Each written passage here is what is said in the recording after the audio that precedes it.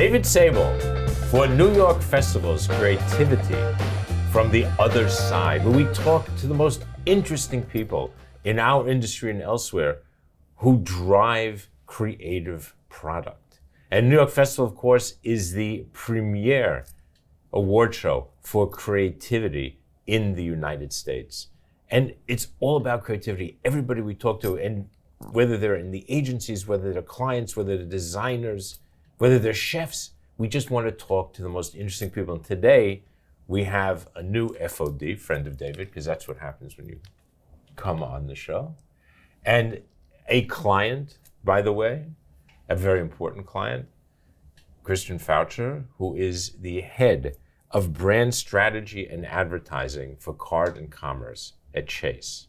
And by the way, I'm her client, which is really cool because I've never interviewed anybody whose client I was. A valued customer. And I think that's really cool. I'm so excited. Me too. And there's so much we have to talk about. I think the thing that's most important for you being here today is that you're also on the 2025 executive jury. And why is that exciting to us? Because we are one of the few festivals that takes people from the brand side, from the client side, and puts them on the juries. And not just the juries, but on the executive jury. And we think it's so important because who knows better about the actual value of the creativity than you? Well, I'm very happy to be here today, and I'm very honored to be a part of your jury. Well, so thank you for having me. So first question. Yes. Out of the box, we're going to come shooting, firing. Where is the best beignet in New Orleans? And how do you eat it? With what? What do you drink it with? You got to go classic. It has to be Café du Monde. Café du Monde. You've got to get the latte, and you got to do the dip. So better than Café Beignet. Absolutely. Okay, there you go. You heard it here. Everybody, remember, you heard it here. She gets nothing from them but Café du Monde. If you haven't been, it's amazing. No, obviously the reason I asked that is because you are a Tulane graduate. I am. Which I think is great. How did you like it? How did you like New Orleans? I mean, New Orleans itself is amazing. I'm actually planning to take my family there. We're going to go next spring and take my young boys for their first Mardi Gras experience. William and Henry. Yes, very family-friendly Mardi Gras experience. But my time in New Orleans and my time at Tulane was incredible. The city is so rich with so many things that you can do, music, entertainment, food, of course. And my school experience there was incredibly lovely. Good. I happen to love Tulane too. I didn't go, but I had a lot of friends, and Yeah. It was nothing better than going to visit somebody in Tulane and Always a having reason to a visit. midnight beignet. Yes. That was I swear I would go down there just to have a midnight beignet again. It was one of the great experiences. So let's talk about you. You've looked at your life in chapters. And I kind of like that.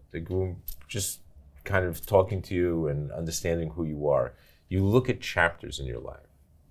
And so your first chapter is all about coming from where you grew up in suburban Kansas City, not just Kansas City, suburban Kansas City, and you end up in New York City. Well, it was a lovely childhood. My mom, my dad, I have a younger sister. It was just very idyllic. Your mom was an educator. Mom was an educator, Dad was a principal. Salesperson. Yeah. And my dad was, traveling around, sort of like really a gifted conversationalist, and could pick up and make fast friends with anyone. And they were hugely impactful on your life. Very much so. I mean, I think my dad really implored the notion of, manners, how to be kind to someone, making somebody feel comfortable, hospitality. And my mom, she was an elementary school principal, so you don't get away with much at home. So I'll let you decide who is the disciplinarian at our house. And she has this quiet leadership about her, where it's really, you demonstrate by doing. And we would, go to her school events and see her up on stage and doing all the things that she would do as a leader in front of, a whole community. And that was very impactful for me to kind of watch her do that and watch her take on all of these things. And we're going to come back to that leadership later. Great. That's really important. I Right. know it's completely important for you. So you grow up. Yeah. Mom, Study dance, doing all the suburban things, like out in the backyard, making friends, playing capture the flag between the backyards. It was great. And then I got a taste for, through dance, studying dance and studying theater, coming to New York on school trips or with my dance school, and getting a flavor of what it was like and the energy of being in New York City and walking down the streets with a rush of people through Times Square, seeing, graduates of my dancing school up on Broadway, and just kind of understanding and having this notion of there was more out there that I was really passionate about seeing. And so I knew I was wanting to kind of, explore beyond just what the Midwest had to offer. And I went to school in New Orleans, and that was a great stepping stone. And from there, made my way to New York City. And I always knew that that was a place where I wanted to be. I never thought I would be making a whole life here, 22 years later, but it was a dream of mine to kind of be here and be a part of like all of that energy. So what was the biggest culture shock that you experienced from coming from, and you worked at VML, one of the agencies that used to be in my orbit. Yeah. So what was it like? Like, you worked there, and it's a great agency, and obviously in Kansas City, a very big game, but then you come to New York. Like, what was the biggest culture shock? Yeah, I think it's really just the directness of some of the dialogue that I would be witnessing or being a part of in the business place, and I had an appreciation for that. I think sometimes when you're in the Midwest, people sort of dance around things to overgeneralize. And I appreciated a bit more of direct feedback, like clear communication. And those are things that I also took into my own life and my own style. And I think despite your dance training, no dancing around. Yeah, no dancing around, no fooling about. But you can be kind and be direct, and those two things don't need to be in conflict with each other. But right, and that's very much your brand. That's very much what people say about you. Okay, so let's go to chapter 2. So chapter 1, we sort of, move out, come to New York, really cool, new life. Now we go become an entrepreneur, and we learn about leadership.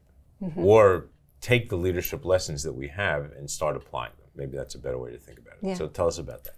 Yeah, I mean, at that moment, I was really looking for, I love big challenges that are really a blank page. And I've always had this entrepreneurial spirit. My father had his own company, and I really was looking for a role that I could put my stamp on something. IPG was building a new agency in San Francisco. I raised my hand. That was Elephant. It was Elephant, yeah. Right. And it was a giant leap of faith. I had just gotten married. I told my husband, I'm going to go to San Francisco for a few months. He ended up coming out with me, but it was this moment where sort of realize that you're the one in charge. Sure, you have this incredible backing of a great company, but most of the leadership is in New York. I'm here with 20 people. The buck stops here. People are going to bring the great ideas, and they're going to bring all of the complaints and problems to you, and nobody else is coming. So you've got a solution against it. You have to find a way through. You have to continue to motivate people. And then you have an incredible client in Apple that we're working with. So it was like this great challenge and a great buffet of opportunity, and I seized it. And so what was the best part of it? So looking back, what did you take out of it? Like what was if you had one or two lessons for us, what would they be? Yeah, two things. One was really the work with Apple in that you have to explore each of the dark corners to know that you have the right answer. I think that's the rigor that they put into every solution, is ensuring that you've got the right answer because you've already explored and you've knocked off these other 10. And the interesting thing about Apple, so I don't know a client in the world that hasn't at one time or another said, like, I want one of those, pointing to an Apple ad. Or say, like, hey, have you seen what Apple does? And it always looks so easy.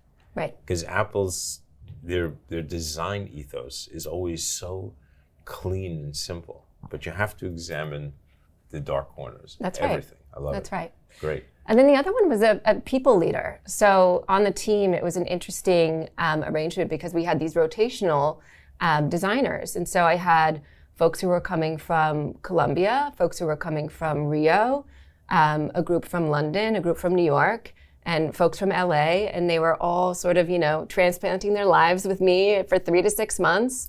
And it was about how you create community and how you create, comfort to allow people to do their best work and be inspired when sometimes the work was very tedious and rigorous. How do you create that sense of community and continue to drive inspiration and motivation for that group? So clearly you did well, but you inspired more than just your group, because chapter 3 is all about how do you become a change agent at a Fortune 20, not a Fortune 100, not a Fortune 90, 80, 70, 60, but a Fortune 20 bank. That's big. It is. And I had been wanting to make a change and go from agency side to client side. I wanted a different seat at the table. On the agency side, you're invited for like the best bites of the meal. They're the choicest bites, the most fun problems. But I wanted to see everything from like the very beginning strategy all the way through to execution. And I started looking around, and I had, mostly retail, fashion, and beauty background. I started looking around in retail, and I never thought in a million years I'd end up at a bank. And as I started learning more, and not just any bank. JP Morgan Chase, like Primo. It's in one of every 50% of U.S. households. The scale is unmatched, including yours. Plus like whatever. And as I learned more about what they were building at that time, 5 years ago, I really wanted to be a part of it. And from that moment until now, all of those sort of strategies, those visions have started to come to fruition. And it's really exciting to see the energy and the vision of those ideas play out into execution for our customers. Let's pivot and just talk about the business a little bit. Sure. I think one of the issues, obviously, that the banks have, particularly big legacy banks like Chase, like JP Morgan, is the fact that young people seem not to understand that behind their Apple Pay or their Venmo or whatever they're using this week, and I don't know how many apps I have on the phone, because every week, like, somebody that we're working with is trying something new, and you got to figure out like how to pay them. They don't quite get that there's something behind it. It's kind of like the gold standard, right? Like, people don't realize that there's actually gold in the vault someplace. People don't get that you need to have money behind it. I think they think it's just sort of like in the ether something, and somehow it works. How do you deal with that? Like, how are you dealing with that? Well, I think that the starter demographic is actually quite savvy, and they're getting a lot of information from channels that probably you and I may not spend a lot of time on. And I think they're doing their homework, they're doing their research, they're maybe trepidatious about like where to start. But I think it's also a responsibility of brands and brands like ours who have great solutions to be in those places and to give them the stepping stones towards smart education. So I get that, but at the end of the day, there's 100 other banking options for them. Some of them seem more modern, if you will, like more of the TikTok generation. Mm-hmm. Probably not as good. In fact, I mean, I've tried them all just because that's what we do, right? In our business, you always check out what's happening. And from a certain point of view, cards in particular have become ubiquitous in the sense that I use my Apple Pay or whatever, and I'm not thinking about what's behind it. So how do you deal with that with these young people? How do you create that lifestyle brand that they want to own? Like, I've got to have, like, I showed you my card because I hadn't paid attention to it, and you gave me an insight into the card I had, and I'm like, wow, that's like pretty cool. I had no idea. I think the challenge is to move beyond just a functional place, right? Because that is a commodity. Payment is a commodity. And so for brands like, I'll point to the Freedom brand. We were at ComplexCon last week in Vegas. We had this great partnership with Awake NY, which is an incredible brand. And it's creating meaning beyond just the moment and creating resonance with in ways that matter to that demographic. So give me an example. Yeah, well, I think the Complex Con is a great one. I mean, So what did you do? Like, tell us what you did, and then tell us about Art Basel, because I think that's also interesting. Sure. So for Freedom, there was a partnership with Awake NY's great designer. We created this like custom piece of merch, and it was this beautiful, fun, really punchy silver bag. It's a giant bag, and it had our logo on it. It had the Awake NY logo on it. It's a very cool brand to work with. So creating something that was then covetable at this space where there's a lot of cool things happening. You've got Lego there, you've got Nike there, and just creating space for our brand to have a little bit of mind share with that demographic. And that's creating meaning beyond just the moment. It's beyond just the payment moment, but creating something that has and drives more value just beyond, your tap. So let's talk about that, because it's interesting. It's driving value in the real world. Yeah. So it's not about some amorphous digital experience, immersive, whatever. It's about actual value in the real world, a collaboration with a cool brand that's a lifestyle brand that actually has a footprint, and linking yourself to them in a way that makes sense. And I think that's more and more important as more of our lives become digital. I think those moments in person, in physical spaces become more and more meaningful. Even more so. And I think, being in our houses for 2 years, 3 years, like really accelerated that. So we came out with this zest to be together, to drive community, to have these moments, and not just any moment, right? It's not just a good party with great drinks. It's the reason for being. Why are we there? And so for our Sapphire Reserve customers at Art Week in Miami, we will have like an incredible art installation at the Scope Art Fair. We're working with an incredible artist. It will be an immersive experience. We're going to have a night where we have great music in a very intimate venue. So it's much more than, just the, functional value of having a reason or an opportunity to pay. It's really creating a reason why you have this in your life, and creating, passion points and amplifying passion points for customers. So talking to our audience, right, people who are listening and now taking notes on what you're saying, because it's like a masterclass in how to take a brand, like literally a brand that is so famous and has so much equity in the world and is a legacy brand from many points of view, and making it relevant in today's world, but assuming that like the digital stuff happens, your app is good, like that, that's price of entry. Like if you can't do that, you might as well like pack it in. How do you measure success? How do you measure success? So you do a project in Vegas with merch. You do a project with a party in Miami. How do you measure that? What should they be thinking about when they think about what they do? I think what you said, it has to link. It has to be really clear, right? It can't be just, you can't do something off in left field that doesn't make any sense for the brand.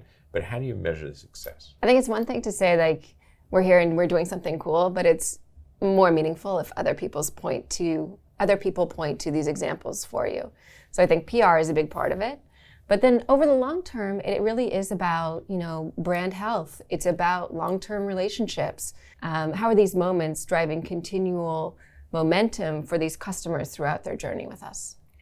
And talk about, and again, because I think this is important for our audience. So you are a client who's going to be amongst a whole bunch of creative people on an executive jury, on a great jury, by the way.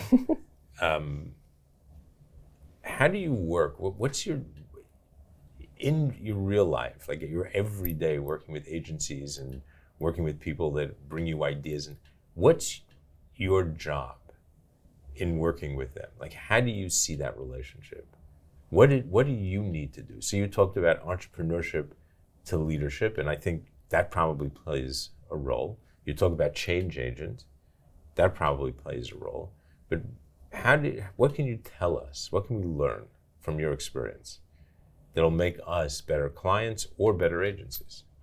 Well, I think your agency is only as good as the input that you give them.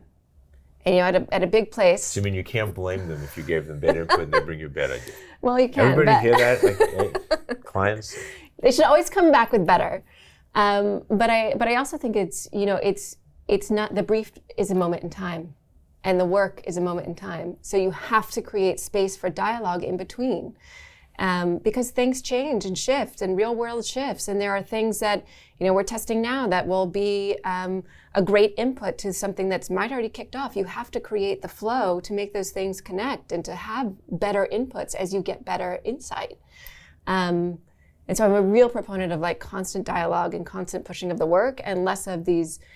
I think most of the industry has moved away from like these fixed gates, and it is more of a dialogue. But then how do you create something? Fixed gates is in the big reveal, like you go away for 6 weeks, and then the agency comes back, and then, wow, look at him. It's like, Right. Bad. Your world's changed, the world's changed. Right. And so you have to create a dialogue that allows for input and kind of strategic, it's not like a 180, but it's strategic nudges, whether it be 10 degrees this way or 20 the other.